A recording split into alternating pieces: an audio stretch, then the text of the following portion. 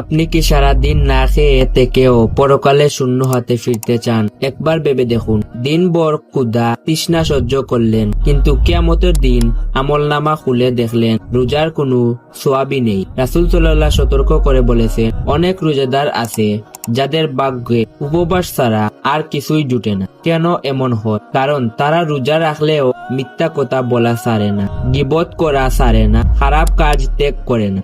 যে ব্যক্তি মিথ্যা কথা ও মন্দ কাজ ত্যাগ করলো না, তার শুধু না খেয়ে থাকা আল্লাহর কাছে কোনো মূল্যই রাখে না। আপনি কি রোজা রেখে অন্যের নামে সমালোচনা করেছেন, কারো সম্মান নষ্ট করেছেন? তাহলে আপনার রোজা কি সত্যি নিরাপদ? আবার এমনও অনেক আছে রোজা রাখছেন কিন্তু নামাজ পড়ছেন না। মনে রাখবেন, নামাজ হলো ইসলামের ভিত্তি। ভিত্তি ছাড়া যেমন গড় দাঁড়িয়ে থাকতে পারে না, তেমনি নামাজ ছাড়া ইমানও দুর্বল হয়ে যায়। রোজা রাখলাম কিন্তু 5 ওয়াক্ত নামাজ পড়লাম না, তাহলে আমরা কিসের উপর দাঁড়িয়ে আছি? আরেকটি বড় বিপদ হলো হারাম উপার্জন। যার পেটে হারাম খাবার, তার দোয়া কিভাবে কবুল হবে? যদি হারাম অর্থ দিয়ে সেহরি করি, হারাম অর্থ দিয়ে ইফতার করি, তাহলে সেই রোজার বরকত কোথায়? রোজা শুধু পেটের না, রোজা হলো চোখের, কানের ও জিহ্বারও। চোখকে গুনাহ থেকে রক্ষা করুন, কানকে অশ্লীলতা থেকে বাঁচান, জিহ্বাকে মিথ্যা ও গীবাত থেকে সংযত